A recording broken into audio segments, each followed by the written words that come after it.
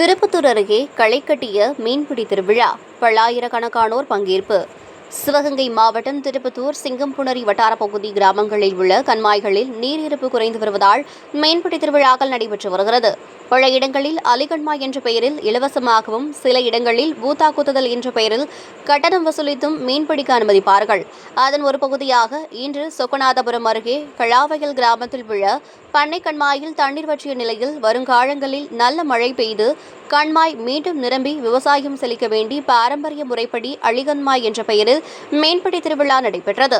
இதில் சொக்கநாதபுரம், ஆழவிளாம்பட்டி, கருங்குளம், பட்டமங்கலம் உள்ளிட்ட பல்வேறு பகுதிகளிலிருந்தும், சிவகங்கை, புதுக்கோட்டை, மதுரை உள்ளிட்ட பல்வேறு மாவட்டங்களிலிருந்தும் வருகை தந்த பல்லாயிரக்கணக்கானோர் இந்த மீன்பிடி திருவிழாவில் கலந்து கொண்டனர்.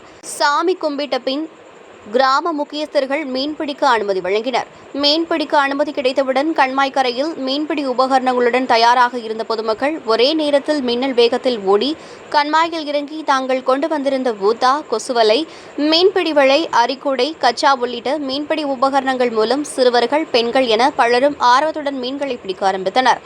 கண்மாய் முழுவதும் நிறைந்துள்ள மனித தலைகளாக காணப்பட்டதில் பெண்கள், பொதுமக்கள் என ஏராளமானோர் போருக்கு செல்லும் வீரர்களைப் போல கண்ணிமைக்கும் நேரத்தில் இறங்கி மீன்களை பிடித்தனர்.